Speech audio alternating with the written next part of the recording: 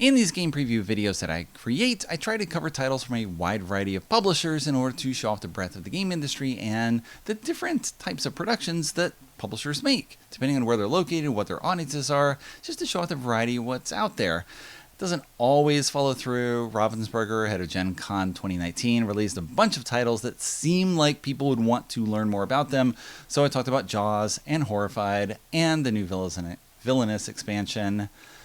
There was a lot going on there, but sometimes such things merit attention. So when I recently covered Miyabi, a tile-laying game by Michael Kiesling that Habbo will release in Germany in late August, and then before the end of the year in North America, I said, okay, done with Habbo for now.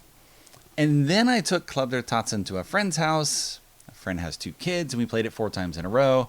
And I said, okay, let's talk about Club der Tatzen.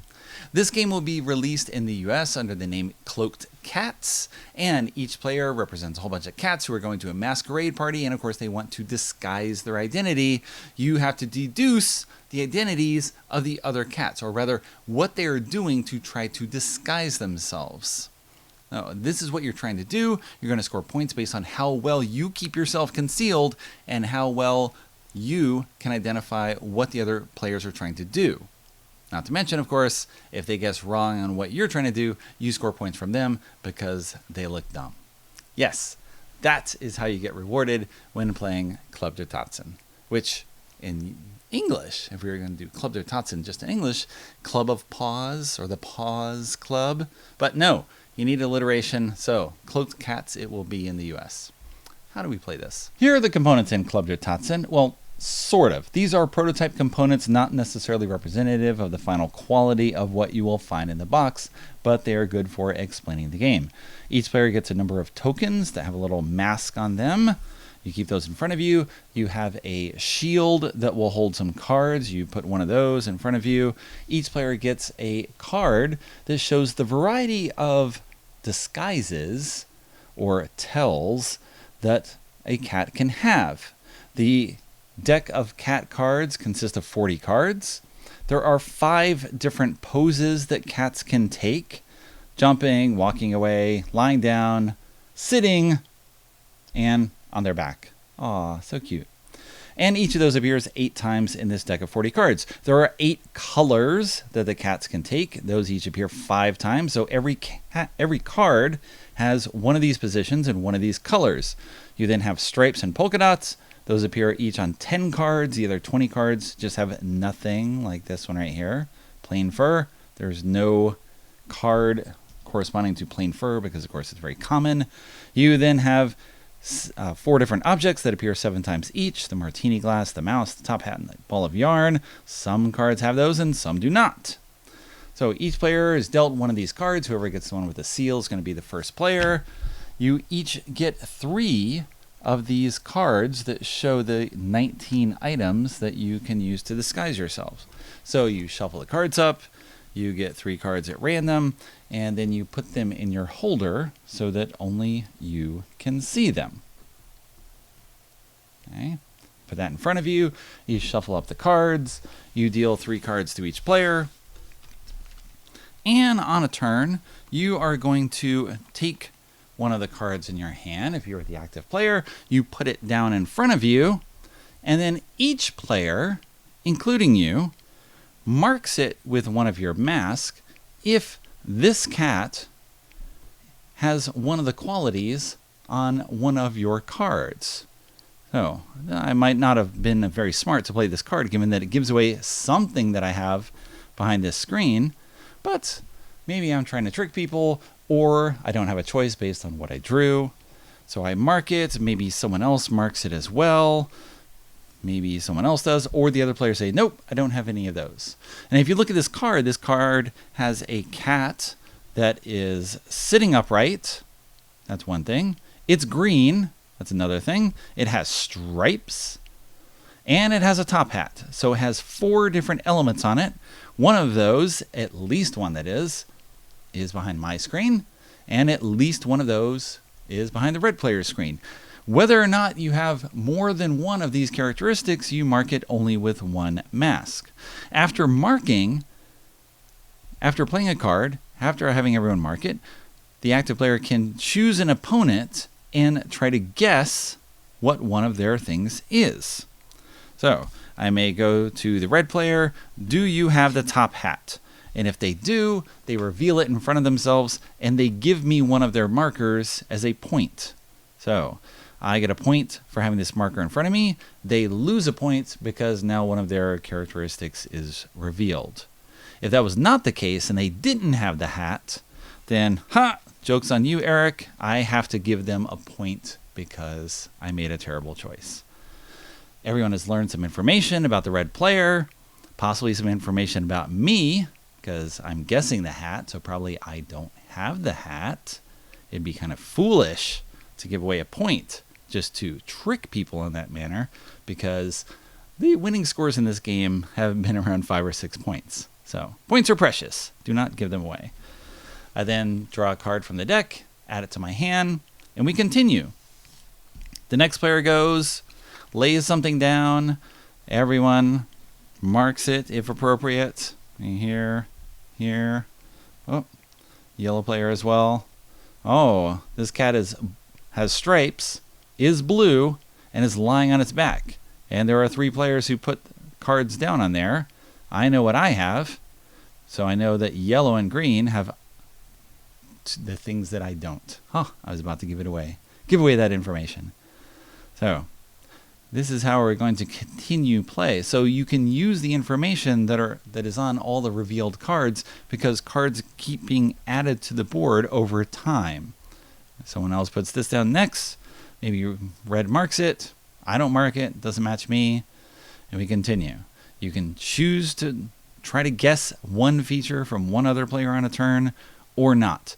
And the game continues until someone has all 3 of their cards revealed. You continue around the table so everyone has the same number of turns. Once someone has all their cards revealed, no one else plays any more cat cards, but you can take a guess if you want in order to try to score points that way, or of course, give points away. Don't try to do that, but you might do it anyway. Then you see who has the most points, and that player wins, with ties broken among tied players by whoever has the most clue cards still in their holder. They have been better at hiding their identity. And there's an overview of Club der Tatsen, which I played 7 times on an advanced copy from Haba with non-final components. I played twice each with 2 and 4 players, 3 times with 3 players. It, of course, changes a bit with a deduction game where you have only 2 players because it's me or you. I'm focusing entirely on you. With more players, though, you have more possible disguises in play. It's far more interesting to see people play off one another, have multiple people play things on a card, and you try to deduce, well, if they have that, and you figure things out down the line, but you can make only one guess on a turn. Often you will end up with more possible guesses that you want to make than you can actually make. It might be a little frustrating, a little weird, but it actually works out well, especially in a game with younger players. It makes every guess matter, because if you guess incorrectly, you both give away a point to someone else, and you give away lots of information so that often other people will have successful guesses down the line. So you want to be careful, but you also just want to guess, because that's primarily how you're going to score points. It's hard to score points by tricking people and playing things and making them guess wrong. They will often guess wrong only because they can't deduce well. Just depends on what cards are out there. Maybe they missed your marker on one of the cats. It happens a lot where people will look at something and be like, you have blue. And then there's a blue cat out there that doesn't have my marker on it. Clearly, I do not have blue. Okay. Bad guess for you. There are wild swings of luck in the game. Any card game is going to have luck. This definitely has it, and it comes into play over and over again.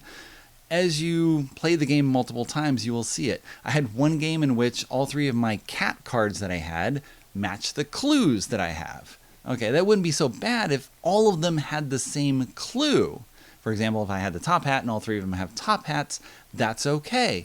Because if someone guesses top hat, the top hat goes in front of me. Everyone knows I have it. But I still mark cards with the top hat on it for the remainder of the game because I still have a top hat. And if a cat is a top hat with blue, with stripes, and a martini glass, and I mark it, I might have blue or martini glass or stripes, or 2 of those, still in my holder, but you see only the top hat, and you might think I marked it just because I have the top hat. Problem was, all three of my cards each represented a different clue that I had. So I was going to be giving information away about the clues with every card I played, and that's just how it happens sometimes. I had another game where I was 3 different colors, which is it's a different challenge because there's nothing that overlaps. Every cat is just one color. So if I mark it when it has white and you eventually guess I have white, I can't disguise anything by having the white out there. Anyway, I had 3 different colors. 2 of those colors were never played over an entire game where I think we had 12 cards put out. So no one's guessing my colors. That was an easy victory for me just by chance based on the cards that people played. I barely had any markers out there, so it was hard for people to get information unless they were going to make negative information. They're going to put together all the guesses. Well, Eric doesn't have X, Y, and Z, and PDQ, and ABC, all these other things, so he probably has colors. And again, I was playing with an 8-year-old, an 11-year-old, and an adult, and mostly they did not go down this path of negative information. You don't have a chart. You don't check things off. You don't deduce that way. It's all just looking at what's on the table in front of you. And you could make those types of guesses, but it is much harder to keep all that together in your mind, especially as you add more players to the table, which again is just more interesting. The games last longer because there's more cards in play. You sort of scatter around your guesses, which you want to do, because if you keep guessing for one particular person, that's great. They lose their cards, which is going to be points.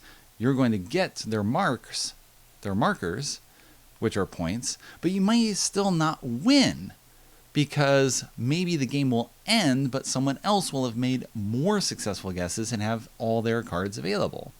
So you reach a point where you have to start accusing someone, even if you're not exactly sure, just because you want to take away their points, which adds more randomness, and maybe you'll guess wrong and give them a point, which further strengthens their score, their ability to win. So be it. It's a 10 to 20 minute game, very light, very quick playing. Cloaked, a deduction game, which you try to figure out who everyone is behind their disguises.